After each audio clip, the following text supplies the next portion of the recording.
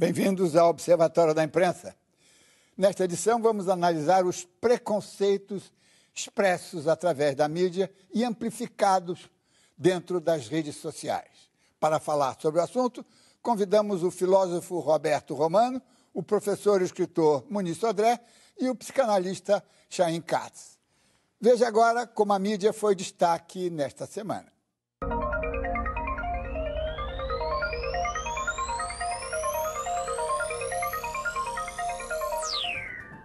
Por que razão os grandes jornais brasileiros não assumem publicamente nas páginas de opinião suas preferências por um candidato? A ousada pergunta, considerada a pergunta do ano, foi lançada pela ombudsman ouvidora da Folha, Vera Guimarães Martins, há 3 semanas, e até hoje nenhum jornal se mexeu, nem mesmo a Folha. Temos apenas mais 3 domingos antes do primeiro turno. Esta costuma ser a antecedência necessária para mostrar que a escolha de um candidato não afetará a cobertura dos demais. Opinar não faz mal a nenhum jornal. Ruim é manipular o noticiário, reproduzir acusações sem indicar a fonte. Não por coincidência, alguns jornalistas, inclusive da Folha, consideram este pleito como um dos mais radicalizados desde a redemocratização. Criticado por importantes entidades internacionais e até pelas Nações Unidas, o governo brasileiro vai propor uma resolução que imponha mais rigor contra as violências cometidas contra jornalistas. A notícia é bem-vinda. Somos o 3º país mais violento da América Latina no que se refere ao exercício do jornalismo. Mas o que se espera do governo é uma ação efetiva no plano interno. Uma resolução da ONU levará muito tempo até afetar as nossas estatísticas. A sociedade brasileira precisa sentir que o governo considera a proteção física de jornalistas como essencial para a preservação da democracia. Quando isto acontecer, a própria ONU vai aplaudir. A decisão de criar a Comissão Nacional da Verdade, bem como as comissões estaduais, foi tomada legitimamente pelo Estado brasileiro.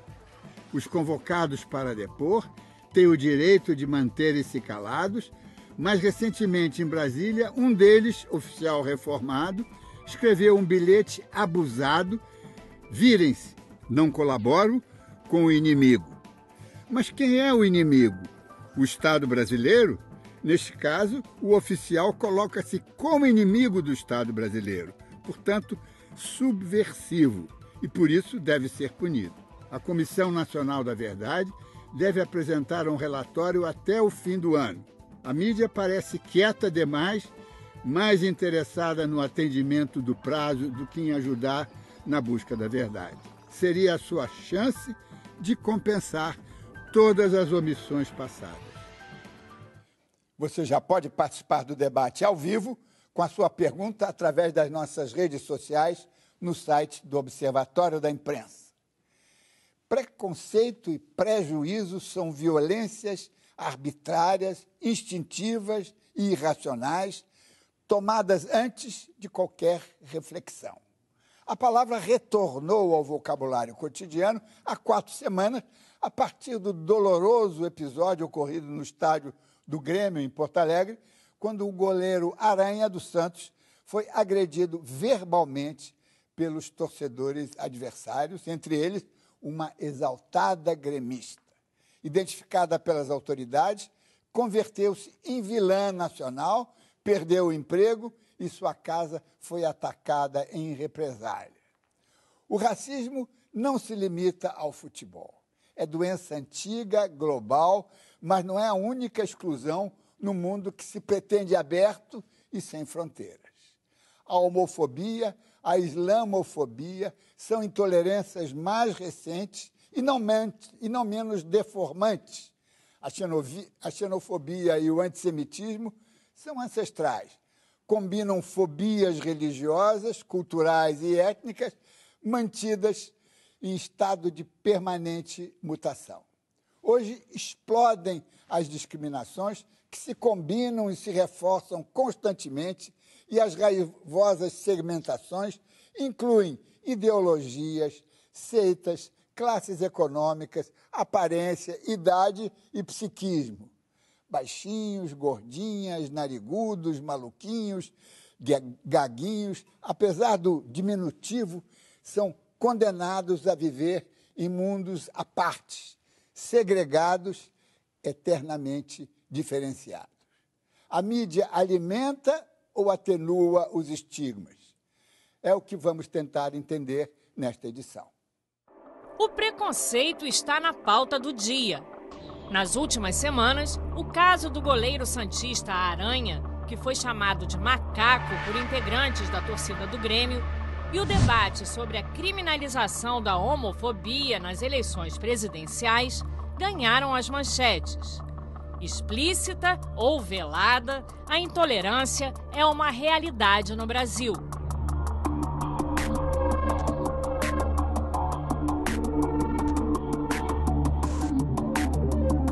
Na medida que existe hierarquia, que existe diferença, vai haver preconceito. No ato do preconceito, existe uma desqualificação de quem é diferente de mim e uma espécie de inflação de si de quem desclassifica o outro. Esse conjunto de ações tem sobre as personagens que sofrem isso um efeito desnarcisante, envergonhante, perda de autoestima, né? Quer dizer, no limite, isso leva a uma certa depressão psíquica, uma depressão que pode se cronificar. Comportamentos machistas e homofóbicos estão presentes mesmo entre os mais jovens. Um levantamento da Faculdade de Medicina da Universidade de Brasília e da Organização Pan-Americana da Saúde, com pessoas entre 18 e 29 anos, revelou que 11% dos entrevistados não teriam amigos homossexuais. E 22% admitiram que se incomodariam se um familiar fosse gay. 10% são indiferentes à violência sexual contra mulheres.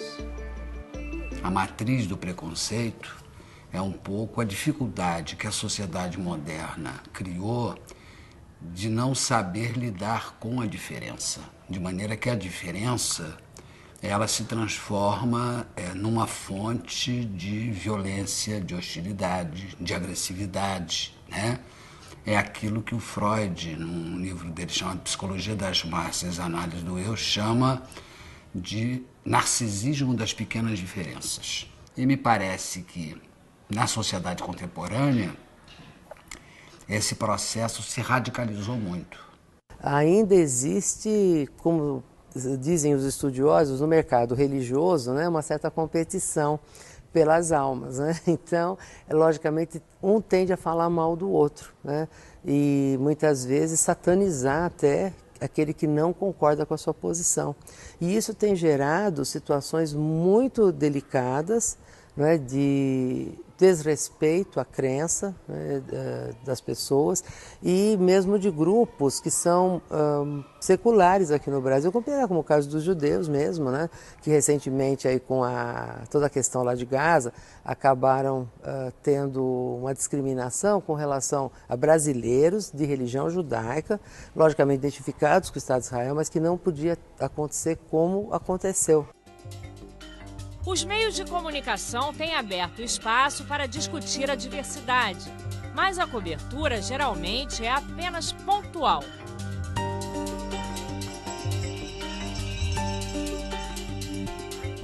A mídia não propõe essas pautas no sentido de assumir a vanguarda do processo. Eu diria que a mídia ressoa aquilo que a sociedade avança.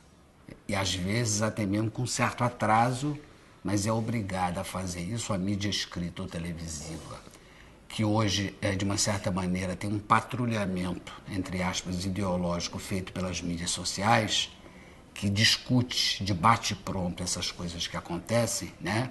Tanto para o bem quanto para o mal, e isso obriga as mídias corporativas seja escritas, seja televisivas, a terem que noticiar a coisa, de ter que debater a coisa. Grandes veículos de comunicação e alguns que têm famílias por trás, enfim, eles já têm uma postura contrária à adoção de alguns tipos de políticas de ações afirmativas, por exemplo. Cotas, então, é uma polêmica sempre, né? Eu converso com colegas que trabalham em grandes veículos de comunicação.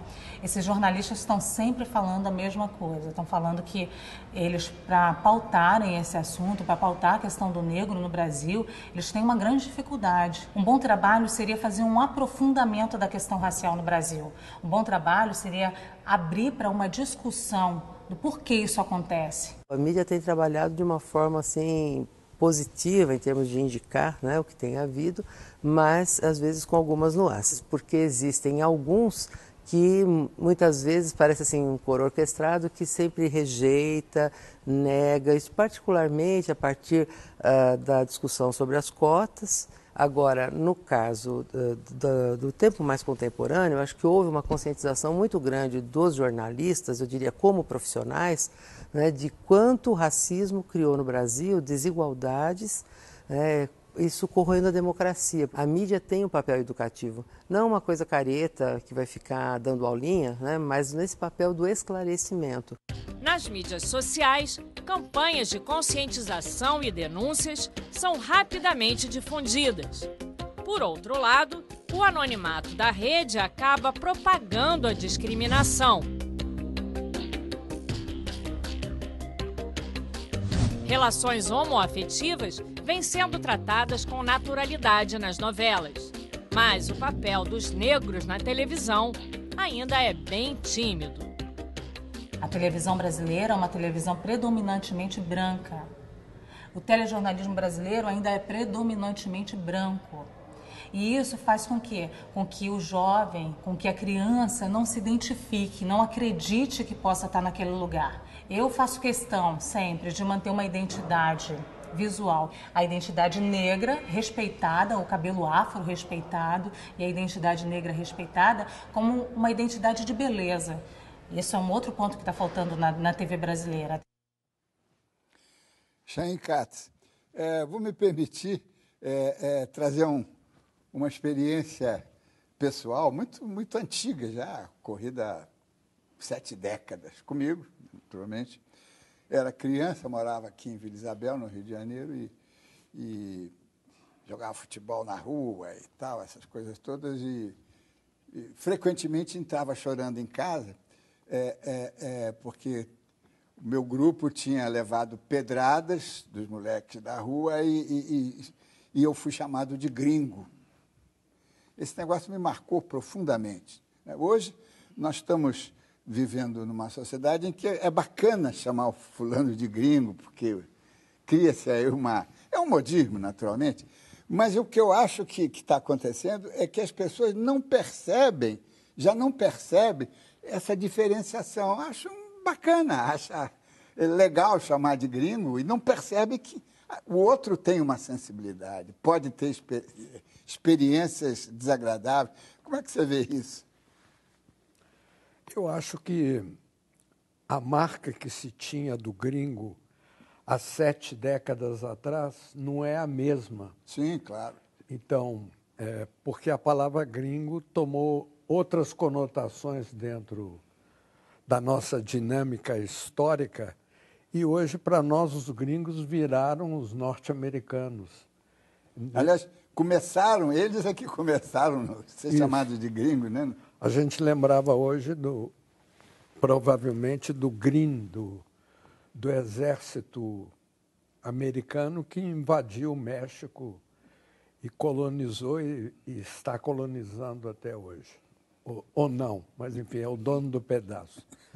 Mas eu acho que o horror que tem é porque uma criança se sente muito desprotegida quando é colocada como desigual. Você fala de algo pejorativo, ser agringalhado. Mas eu lembraria de algo positivo que é também excludente, por exemplo, chamar um menino de nerd. Um menino que é estudioso em excesso, ele também é mal visto.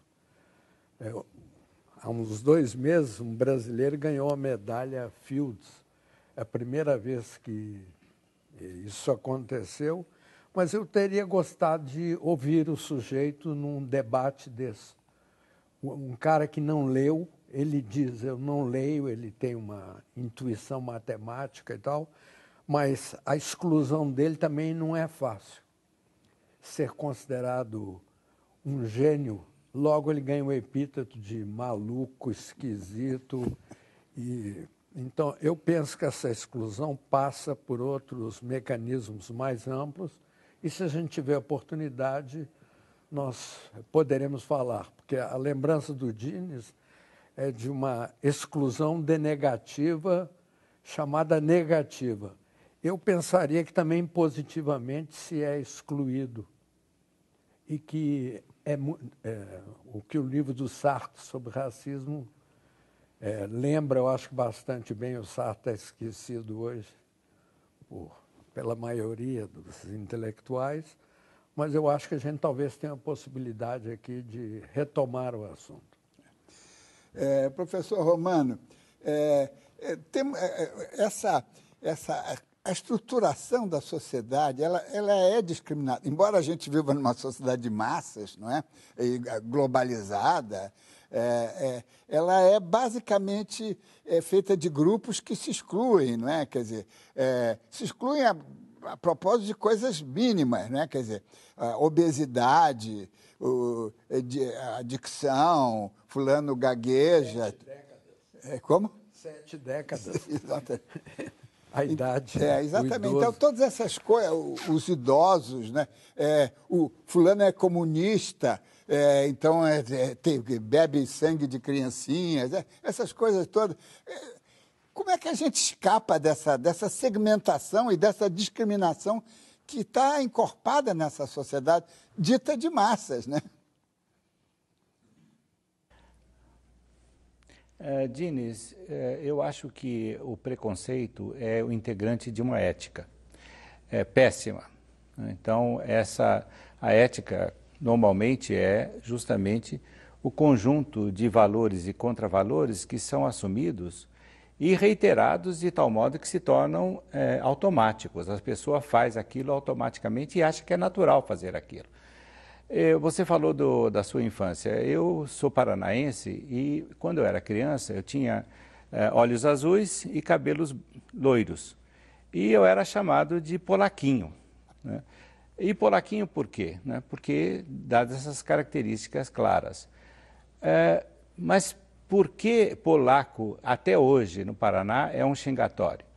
É porque você tinha uma imigração de poloneses que oferecia uma mão de obra barata e que fazia concorrência, inclusive para os pobres, né? Então, eles eram usados pelos fazendeiros de uma maneira terrível e criou-se esse preconceito, né? Então, veja, quando você tem essa reiteração, né, você tem essa ética que funciona quase que automaticamente. E aí, o que você pode fazer? Você precisa ter um choque, né? Um choque de físico e também espiritual. Se não houver esse choque, se não houver essa denegação dessa certeza, porque um racista, por exemplo, o papai dele, a mamãe dele, o vovô dele, diziam que o negro é um ser inferior e perigoso.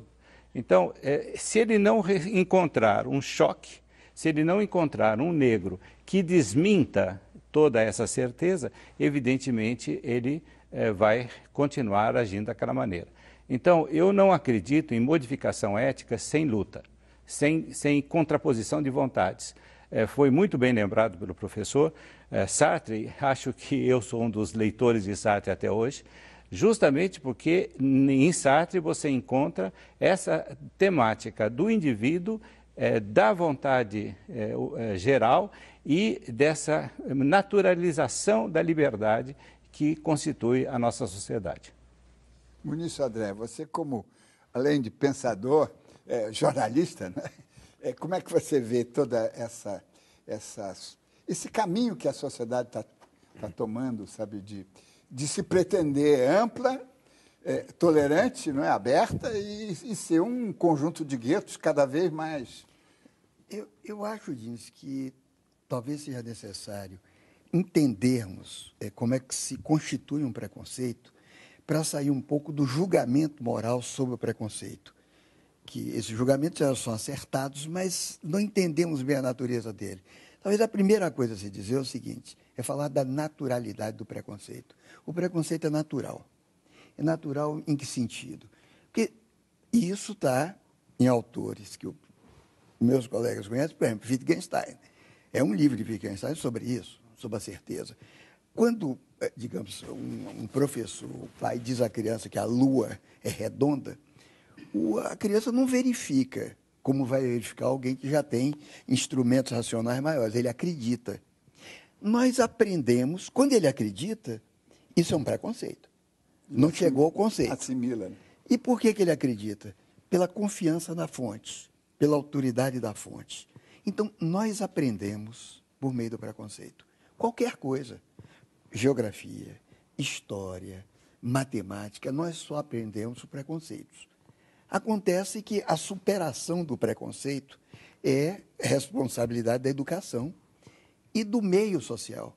Portanto, esse preconceito não é um fato individual. Nós acreditamos em alguma coisa não pela transparência racional que a coisa tem, mas pelo meio vital onde essa coisa circula. E esse meio vital é a família, é a escola, são os amigos.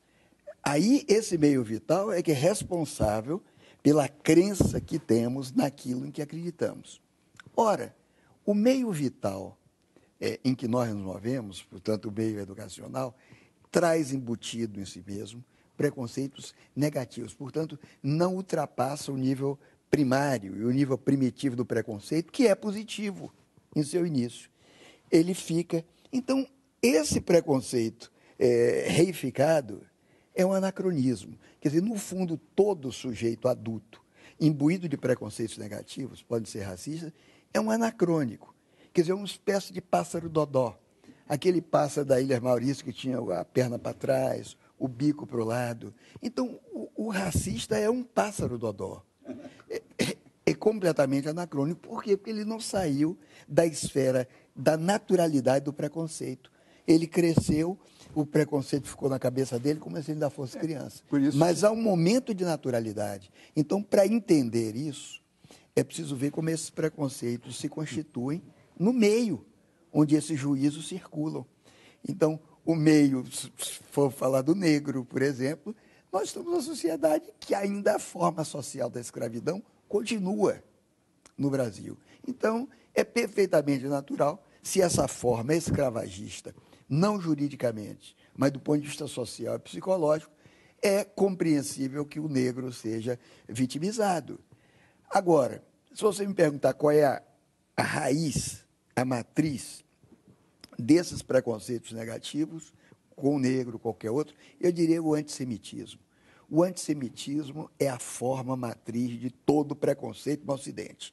E o antissemitismo veio da Igreja Católica. O negócio está ficando bom. Vamos fazer uma breve pausa e o Observatório volta em breves instantes.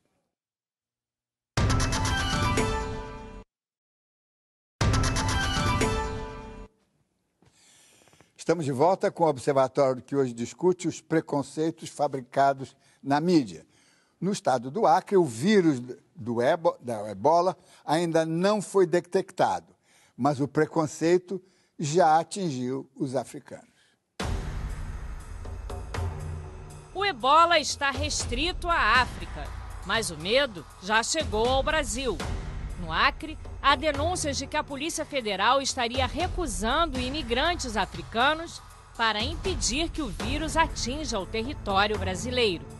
O preconceito ele é geral contra os imigrantes, até porque as pessoas não conseguem distinguir quem veio do Haiti e quem veio da África, né? Eles entram pela mesma rota, eles são vítimas do mesmo sistema de coiotes e, embora eles tenham hoje direitos um pouco diferentes, assim, que entram, o tratamento é um pouco parecido, assim, no começo. Então, as pessoas, elas preferem não chegar perto deles, sobretudo por conta da questão do ebola, e antes, quando os haitianos começaram a entrar, era a questão do cólera. E aí a população, ela procura não se misturar. Então, táxi que africano pegou, a população local prefere não pegar. Eu emprestei meu celular para um senegalês ali, e as pessoas me olharam assim, como, sabe? Não faça isso. Acho que uma coisa que seria importante é que o governo federal viesse mais a público com seus técnicos do Ministério da Saúde, enfim, falar mais em relação a doenças, porque você tem diversas fontes oficiais dando informações desencontradas, né? Você tem o governador do Acre falando sobre o temor, e ele é um médico infectologista, né? E aí você tem o Ministério da Saúde dizendo que o risco é baixíssimo. Pro leigo, isso é muito complicado, né? Como é que você avalia o que está sendo dito, assim? Eu não sei. É difícil, porque ao mesmo tempo você precisa reportar o que está acontecendo. Então, a minha reportagem, que descreve o preconceito e tal, a minha intenção ali era mostrar o que estava acontecendo, falar sobre preconceito, falar sobre a transmissão do vírus e tudo mais. Mas, de repente, alguém que leu aquilo ficou com medo. Então, é o tipo de coisa que você não controla, né? Chaim Katz, esse tipo de exclusão, não é, com base no medo ou de qualquer outra coisa, é ancestral. Quer dizer, na Idade Média, quando surgiam aquelas pestes, inventava-se um pretexto, não, um bode expiatório, eu matava fulano, ou esse ou aquilo. Quer dizer, esse mecanismo do bode expiatório, de culpar e de depois segregar, estigmatizar, isso é muito velho. Agora, como é que a gente pode escapar disso, né? Quais são os antídotos para, numa sociedade esclarecida, ou pretensamente humanizada, como é que a gente chega lá? Eu não acredito que o esclarecimento vá mudar isso desse modo radical. Eu penso que quando certas relações que nós chamamos de poder se estabelecem, essas relações fazem com que o pensamento se mova num certo sentido. Os imigrantes acusados, entre aspas, de ebola, são pessoas que vêm de lugares pobres, que, por exemplo, os laboratórios farmacêuticos não têm interesse em desenvolver medicamentos que, pelo jeito, são porque aquele médico americano que foi escapou porque o colocaram num hospital isolado, em 3 dias ele tinha sido desembolado, né? Então, existem interesses econômicos muito fortes e as relações de poder nos fazem ver aquilo que é excluído de modo positivo ou negativo. Eu só queria lembrar que cada um de nós, porque eu fiz uma brincadeira aqui com as 7 décadas do Dines, mas cada um de nós... Não, são 8, mas... Não, eu falei das 7 do medo. E que cada um de nós tem uma marca que não se deve apenas ao gringo que o outro me chama, mas a mim, por exemplo, quando eu perco a potência, a gente estava falando, Muniz e eu, a potência de correr, de lutar karatê, de fazer certos exercícios que o corpo não aguenta mais a gordura que está acumulada e substituindo os músculos. Então, há alguma coisa que fica aberta ao preconceito. Eu sou velho, eu não dou mais conta. Quem que é esse eu? Era o eu do menino, que tem sonhos, vontades similares, mas já não tem mais a potência corporal como tinha e que a vida social faz questão de marcar, de isolar o mesmo, né? Como se fala de certos candidatos, ele não tem mais idade, não regula bem, está tantã, etc. Então, essa exclusão, eu acho que é mais ampla do que só um mecanismo social. É um mecanismo psíquico, inconsciente e permanente. Ele insiste, persevera no sujeito. Professor Romano, temos aí casos, por exemplo, estudos etimológicos, né? Estava me lembrando a palavra escravo, que em várias línguas tem a ver com eslavo, não é? Porque provavelmente, talvez com toda certeza, na Europa os primeiros escravos eram os eslavos, que tinham sido empurrados lá da Ásia para a Europa, não é? Então tem toda aí uma reflexão, uma perspectiva histórica para ser examinada, e que hoje, inclusive, se manifesta com os padrões de beleza. Quer dizer, quem não preenche aqueles padrões estéticos da publicidade, da televisão, do cinema, esses são aleijados, né? Como é que o senhor vê isso? Olha, Diniz, essa questão dos eslavos, você me faz refletir e lembrar que a Prússia, que é a grande nação reacionária, até o século XIX era considerada como integrante do mundo eslavo, né? Isso você vê o quanto pode mudar o juízo coletivo sobre si mesmo e sobre o outro, né?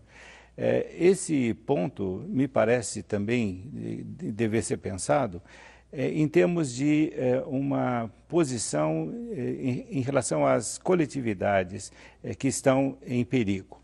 Você tem uma inédita produção mundial, sobretudo depois do 11 de setembro, do terror, do medo, né, do pavor, da desconfiança, né?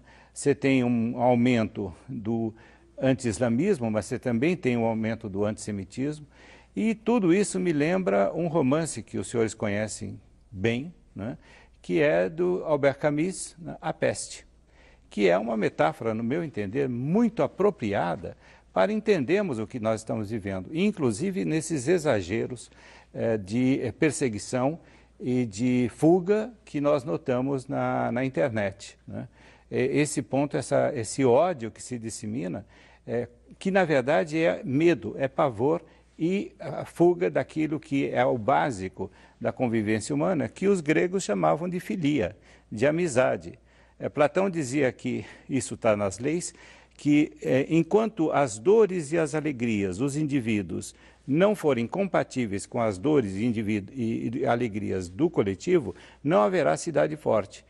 Nós estamos vendo essa crise inédita dos estados e das sociedades. Elas estão em clima de pavor e de destruição interna. Esse é um ponto que preocupa muito. Muniz Sodré, quer dizer, segundo o professor, nós estamos a um pêndulo, né, que vai para a filia e vai para a fobia, né? Quer dizer, são os dois Fs do comportamento humano. Na verdade, Diniz, as duas coisas estão muito ligadas, porque depois da filia, que é Empédocles, mas está também Platão, claro, nos tempos modernos, há quem funde a sociabilidade e a socialidade no medo. É Hobbes, no Leviatã.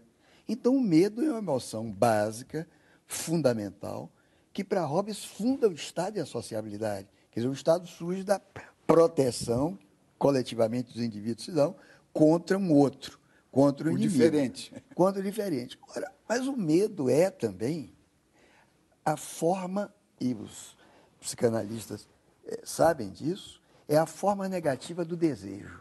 O desejo tem uma forma positiva e tem uma forma negativa. O medo é a forma negativa do desejo. Quando você tem medo do negro, porque supostamente teria o ébola, e que ele gostaria, talvez muito inconscientemente, que ele realmente tivesse ébola, porque aí o ebola controlaria melhor aquela morte de perto pelo afastamento. Pelo afastamento. O responsável, você falou de como sair disso, eu diria que é preciso uma maior intervenção de agências educativas, de agências, o esclarecimento em si mesmo. Chaim tem razão, não significa nada, mas a mídia, eu pego a frase da Rosalida Fischmann, que eu vi ali, tem uma pequena parte de desempenhar disso, porque ela pode injetar naquele meio vital onde circulam os preconceitos alguma luz identificatória. Então, a mídia se limita a... Aquilo rompeu o cotidiano, eu dou a notícia. É o factual. É o factual. Essa mídia talvez esteja condenada. Talvez devamos ter medo dela, né? E reivindicar uma participação, uma posição mais ativa, onde as identificações... Mais reflexivas. Mais reflexivas sejam mais fortes. Porque o medo é também natural e você projeta, e o medo, no fundo, o medo básico é o medo da morte. Esse é o medo básico, é o medo fundamental. Elementar. Elementar. Você projeta no outro que o seu meio vital não aprendeu, não lhe ensinou a reconhecer, a identificar. Né? E nós estamos num meio, esse meio nacional brasileiro, muito racista. A cordialidade e a aceitação do brasileiro é uma mentira, é uma falsidade. É coisa toda aquela intelectualidade orgânica que se juntou contra as cotas e que agora estão caladinhos, depois que o Supremo legislou a favor das cotas. Mas antes era um horror. Era um horror. Isso foi há 2 anos atrás. Acabou o medo. Acabou o medo das cotas, que tinham muito. Nós tivemos intelectuais orgânicos de jornal, de universidade, com medo de se virar a guerra entre negros e brancos. Não virou. Não virou. Porque naquele momento ali, as cotas eram o vírus ebola. Acho que talvez nós devêssemos considerar também, você me desculpa interferir junto aqui ao que o Muniz falou, que isso não funciona do indivíduo para a sociedade, mas de uma produção onde se vai de uma norma para uma regra e da regra para a lei. Eu acho que nós temos experiências históricas da Constituição, por exemplo, das leis, do modo como se fizeram as leis, que mostram isso. E mostram que em cada indivíduo se formam diferentes formações normativas de acordo com interesses que são ainda localizados. Eu pensaria que vai servir para um próximo programa do Dines de pensar a questão hoje do transtorno de déficit de atenção, essa violência que se faz hoje com a criança. Com a criança, e que virou norma com remédio, um remédio que parece o mais vendido do mundo hoje, e que, contudo, ninguém fala dessa violência porque ela está coberta por toda uma discursividade intelectual, farmacológica, psicológica, pedagógica, etc. Então, Vamos pegar isso, mas no próximo bloco. Agora vamos fazer um brevíssimo intervalo.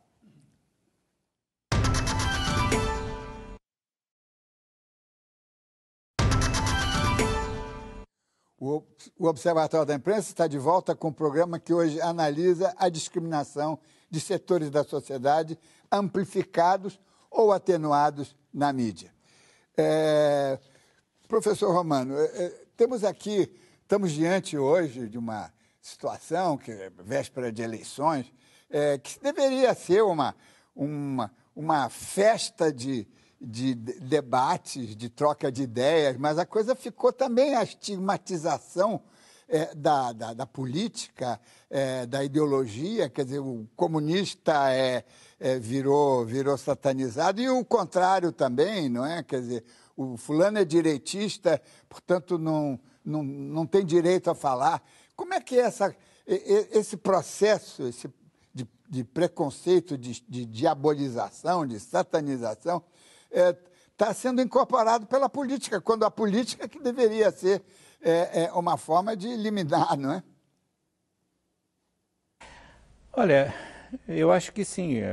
Você, em termos ideais, a política deveria ser aquilo que os gregos chamam de polis, né? Quer dizer, o cuidar da polis, administrar a polis.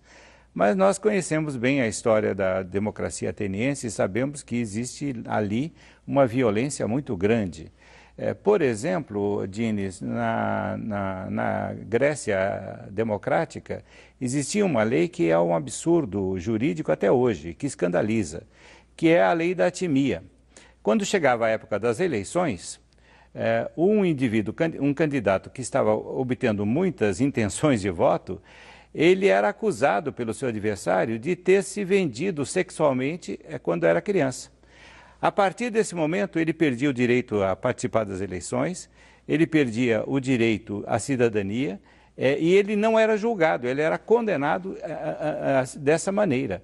Os analistas do direito grego indicam esse como o maior escândalo jurídico da história do Ocidente.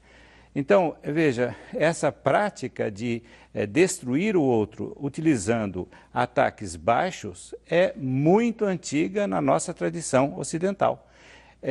Somado ao etnocentrismo, porque para o grego só ele era homem, né? Porque os orientais eram covardes e inteligentes, os alemães eram bravos e burros, né? Isso está em Aristóteles, estou citando a política de Aristóteles.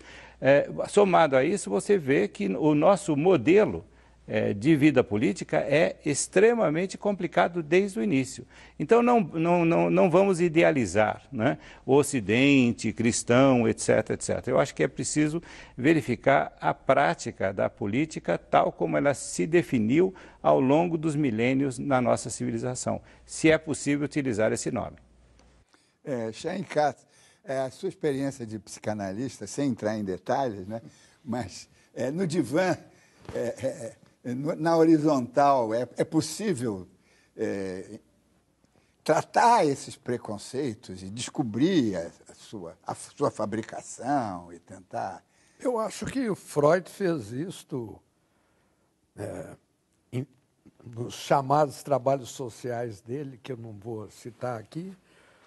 Isso é uma coisa. A outra é se isso é tratável, porque a psicanálise hoje enfrenta alguma coisa que não era pensável há 20 anos atrás, que é todo um ramal psiquiátrico que quer fazer modificações psíquicas unicamente com remédios. Com remédio. Então, nós estamos hoje diante de uma inferioridade, onde vocês estavam pedindo, num dado momento, uma reflexão a respeito dos fenômenos, e eu fico pensando que a pessoa hoje prefere um psicotrópico do que uma sessão de análise que vai ter que atravessar uma cidade cheia de carros sem movimento, no Rio de Janeiro sem transporte coletivo e tal.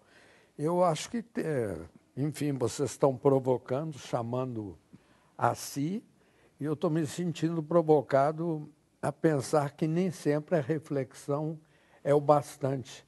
Existem outros mecanismos que nos levam a refletir. Nós somos o reflexo desses movimentos. Eu lamento não ter uma resposta discursiva à altura. Não, mas você já trouxe esse elemento que merece até nós nos determos num programa especial sobre essa medicalização dos tratamentos psicanalíticos, psicológicos, e é tudo remédio, tudo pílula. Como é que você vê isso, Muniz?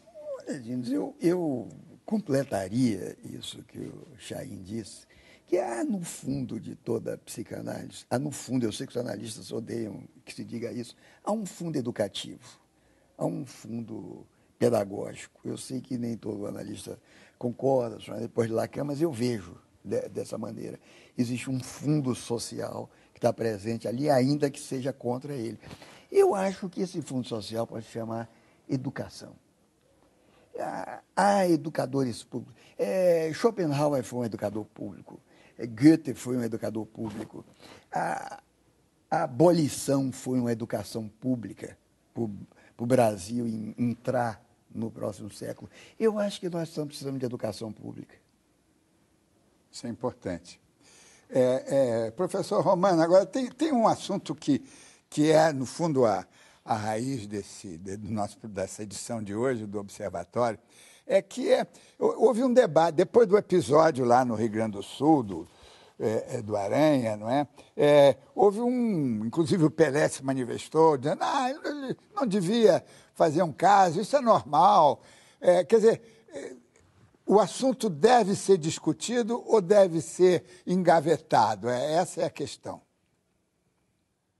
Eu acho que ele deve ser discutido e deve ir, inclusive, para o reforço físico. Veja, eu não sou campeão da violência, mas você não pode aceitar que o corpo de determinados setores da sociedade seja impedido de existir.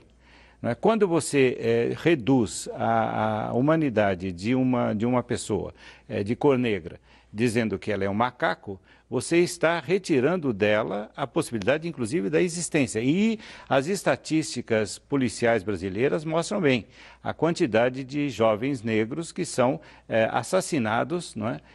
E que depois viram auto de resistência, né? Então, você tem aí uma situação muito complicada. A professora Alba Zaluar, do Rio de Janeiro, tem mostrado isso com bastante insistência, né? Essa opção preferencial pelo negro por parte das nossas forças repressivas, e esse é um ponto que não se deve transigir. Não podemos calar e temos que discutir cada vez mais. Agora, eu acho que há um setor também da imprensa que procura, eu não diria justificar essa atitude repressiva e preconceituosa, mas que não dá atenção devida e, inclusive, que acha que esses assuntos já são assuntos conhecidos. Não são conhecidos. Na verdade, quando você mergulha nas estatísticas fornecidas pelo Ministério Público, por exemplo, você fica aterrorizado com o grau de violência que é aplicado a essas populações. Eu acho que é preciso pensar sobre isso. Só podia acrescentar, porque nós glorificamos muito a internet, as redes sociais, mas ali é o que nós estamos chamando aqui nesse programa de preconceito, pode surgir com mais evidência, mais visibilidade e certamente muito mais violência. Porque ali isso é um mercado comum, o cara coloca tudo aquilo que o constitui também, que eu acho que se falou disso aqui, como algo negativo e tenta excluir. Então, a imprensa já faz uma seleção tipo aristocrática, no sentido que o Romano atribuiu a Aristóteles, e metequiza, estrangeira, determinados comportamentos. A rede social, não.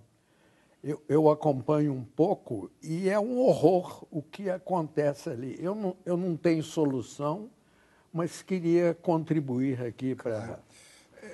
Muniz, e a questão da homofobia, não é? Que é um assunto que, inclusive, poderia estar presente nesse momento por causa das eleições, não é? E como bandeira de partidos, de candidatos, de governo. E esse assunto incomoda, não é? Quer dizer, há um preconceito e há um preconceito de manter esse preconceito escondido. Gente, quando eu falei de educação pública, talvez para Schopenhauer, para a Europa, os grandes educadores públicos, isso eu pensava também no político brasileiro. Eu acho que talvez devamos perder as esperanças na política como resgate de uma sociabilidade justa. A política, o partido político é uma máquina burocrática que gira ao redor dos seus próprios interesses. E o que existe, talvez mais do que o político, é o partido. Nós temos uma partidocracia. E essa partidocracia é um pouco como a internet de que falou o Chaim. A internet, talvez fosse bem entendido, um conceito que é complicado no outro contexto, é o conceito de Deleuze de corpo sem órgãos. É difícil explicar agora o que é o corpo sem órgãos, mas a internet é esse corpo sem órgãos. É só esqueleto sem carne e é um meio vital que está nascendo. Aquele meio vital que eu fazia, onde nascem os preconceitos. Talvez devamos entender essa ebulição dos preconceitos como alguma coisa nascendo ainda. Nós ainda não entendemos direito a internet. Está nascendo. E eu concordo, Chaim, é um horror. É um horror. Nós chegamos ao final deste programa. Quero agradecer a presença do Rio, do psicanalista Chaim Katz, do escritor, jornalista, colega nosso Muniz Sodré, e em São Paulo, do professor, filósofo Roberto Romano. Na próxima semana, vamos apresentar uma entrevista especial com o ex-delegado do DOPS, Cláudio Guerra, que faz afirmações e cobranças muito importantes.